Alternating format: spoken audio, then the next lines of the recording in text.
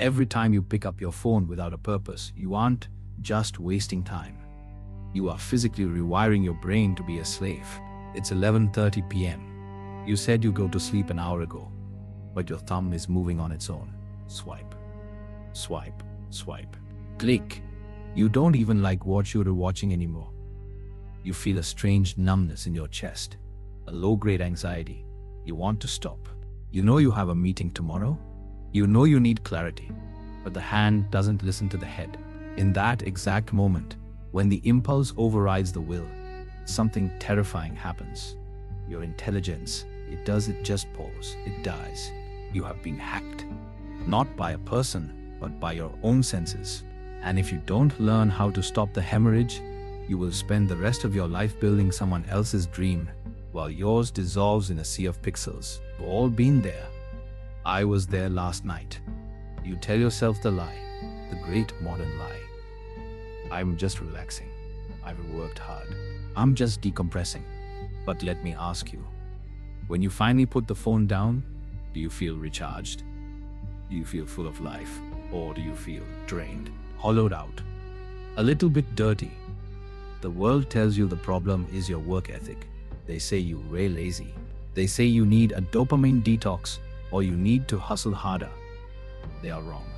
And that advice is dangerous because when it fails, and it will fail, you blame yourself. You think you're really broken. You aren't broken. You're just leaking. We treat the mind like it's a muscle that we just need to flex harder. But the Bhagavad Gita, the ancient manual of consciousness, says the mind isn't a muscle. It's a chariot. And right now, your horses are drunk and the reins are cut.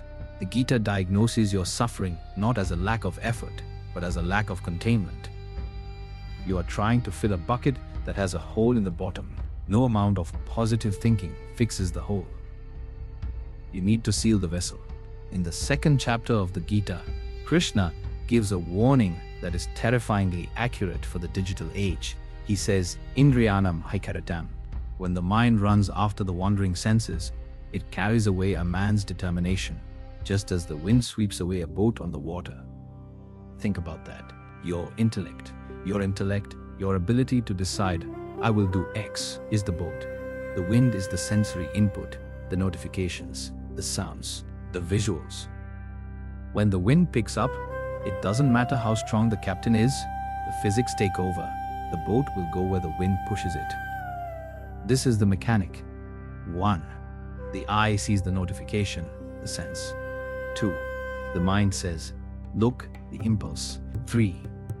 The intellect is bypassed, the crash.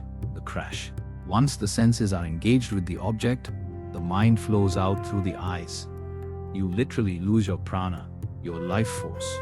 It leaks out onto the screen. So, how do we stop the wind? We can't. The world will always be noisy. The algorithm is designed to be a hurricane. Krishna gives the solution in verse 58.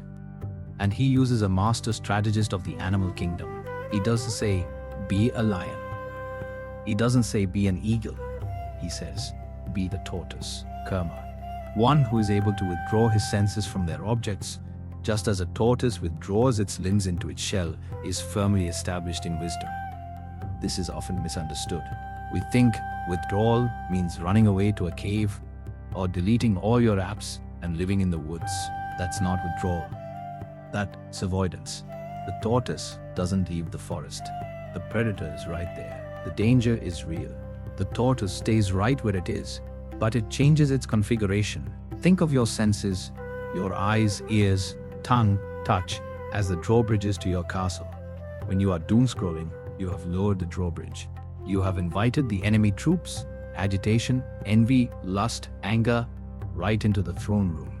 Of course you were anxious. Your mental castle is being looted. The mind is not a monkey. It is a lens. If the lens is constantly changing focus, zoom in, zoom out, left, right, the image is blurry. You can see reality. Pratyahara, the yogic art of withdrawal, is simply the act of putting the lens cap on. It's not suppressing the mind, it's protecting it. When the tortoise withdraws, it conserves energy. It becomes impenetrable. In that shell, The tortoise is safe. In that shell, your intelligence, your buddhi, comes back to life. So, how do we do this? Because right now, your tortoise muscle is atrophied. You've been living with your limbs out for 10 years. We are going to play a game with your nervous system. I call this tortoise mode. Here is your assignment for the next 24 hours. You need to identify your predator. Is it Instagram? Is it the news? Is it your email inbox? Pick the one that haunts you the most. The next time you feel that itch, the urge to check, to scroll, to seek, I want you to physically freeze. Do not move your hand. Do not unlock the screen. For 10 seconds, you are going to enact coma. Imagine physically pulling your energy back from your fingertips, back from your eyes, and pulling it in your heart. Withdraw the limbs. Count to 10. 1, 2, 3. Feel the agitation rise? Good. Watch it. Don't act on it. Let it burn. 8, 9, 10. Now ask yourself, do I actually need to open this? 90% of the time, the answer will be no. The urge will have passed. The wind has died down. You have saved the boat. You've just reclaimed your agency. Your attention is the most expensive currency on earth. Trillion-dollar companies are fighting a war to steal it from you. If you don't have a defense strategy, you will lose. The tortoise isn't slow. The tortoise is smart. The tortoise survives. This week, I want to know who you are fighting. Look at your week. Which guna, force, is ruling you? Is it tamas, darkness, lethargy, lazy scrolling? Or is it rajas, passion, anxiety, frantic clicking? Drop it in the comments. I am fighting tamas, or I am fighting rajas. Admitting it is the first step to withdrawing from it. Go into tortoise mode. Protect your peace. Yada samharit kayam. He who withdraws his senses